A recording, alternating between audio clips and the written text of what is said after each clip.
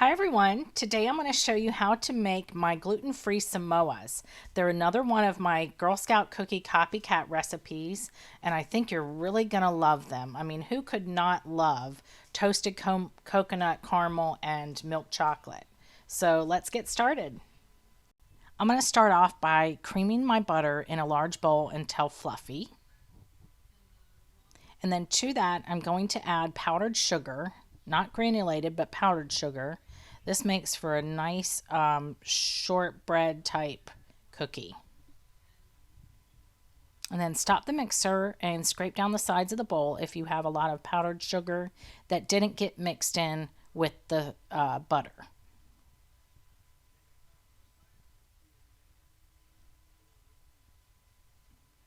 You will always find the recipe link in the description box below the video, so no need to worry about amounts at this point.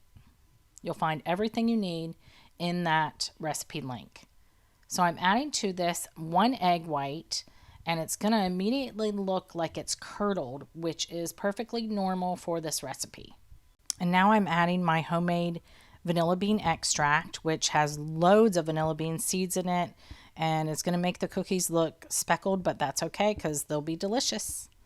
And I'm adding the dry ingredients, which is just my all-purpose flour blend, along with baking powder and salt.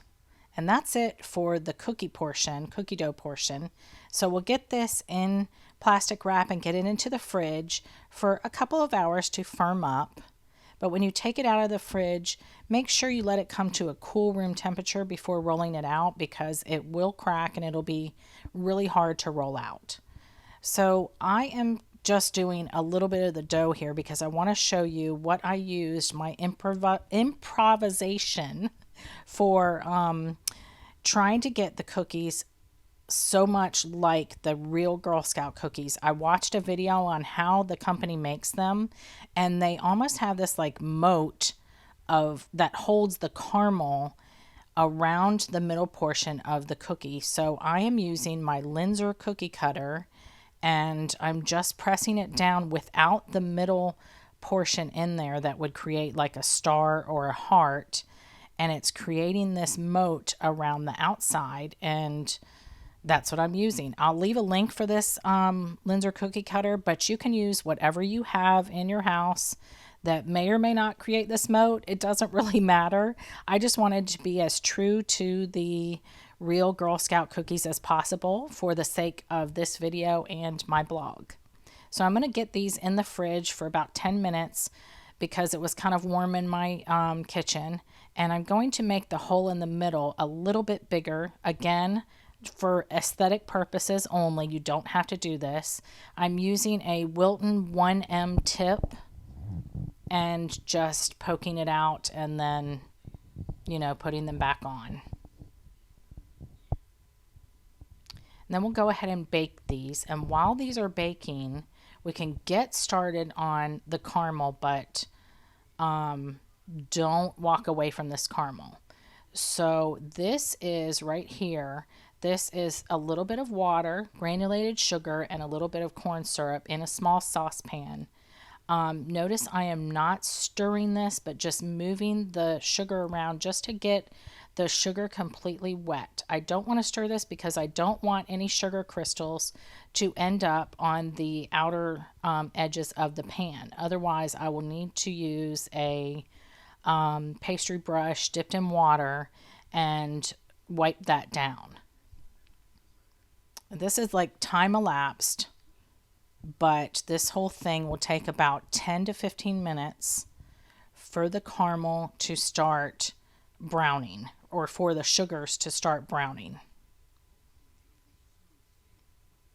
You don't have to watch it like a hawk, but you should be right around there and not walk away completely. And you'll see just a little bit of the edges turning ever so slightly brown or amber colored. And at this point, you don't want to be stirring it at all. But then when you add the heavy cream and butter, then you have to stir it constantly.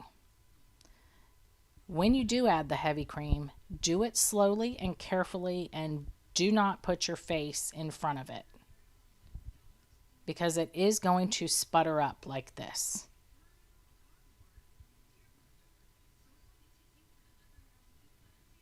And now you want to stir. So get all of that caramel in, I'm sorry, all of that heavy cream in, and then add your butter.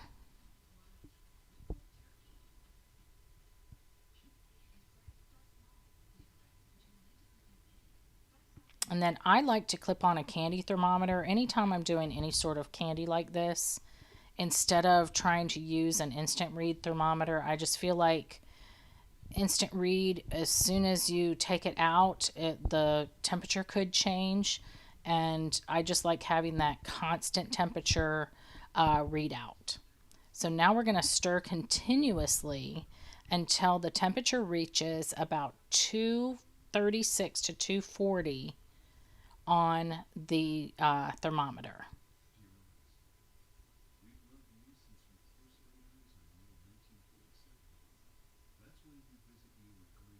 And when that's done, pour it into a lined loaf pan that's been lined with parchment paper that's been well sprayed. And let this cool until completely cool, which is at least 2 hours. Sometimes it may take longer depending on your location and the temperature of your room. So as you can see, I tried many different ways to get the caramel on the cookie. I tried spreading it and everything else, and I finally came up with just putting it in a piping bag. And then I'm dipping it into toasted coconut, which is unsweetened, by the way. And now we'll go ahead and get our chocolate prepared for dipping. Now, I like to work with tempered chocolate. You don't have to use tempered chocolate. You can always melt the chocolate and then add canola oil, vegetable oil, or even coconut oil in the same amounts as I'm adding the cocoa butter here. I am grating cocoa butter into this, as well as doing the seeding method for tempering chocolate. But again, you don't have to do this part. This is just me. I like tempered chocolate. I like the snap that it gives on the bottom of the cookie, and I like the way it sets up nice and firm. So when your chocolate is ready, then we can start to dip the bottoms. And it's just the same as when I had my Thin Mints video, and I'll leave a link for that above, except we're only dipping the bottoms and not the full cookie. And I'm using my dipping fork, and I will leave a link for that below where I purchased that, and that is just on Amazon.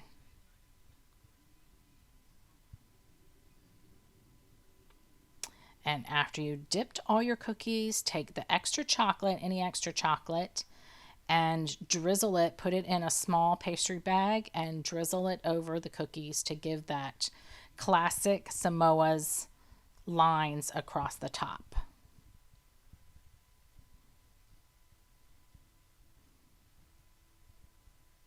And then let these set up at room temperature if you're doing tempered chocolate, or in the fridge if you're not using tempered chocolate.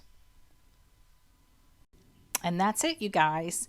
These are leaps and bounds what we remember a regular Girl Scout Samoa cookie to be like, with that homemade caramel, the toasted coconut, the crunchy cookie, and of course, last but not least, that perfectly tempered milk chocolate. They're to die for, you guys. I hope you get a chance to make them and enjoy.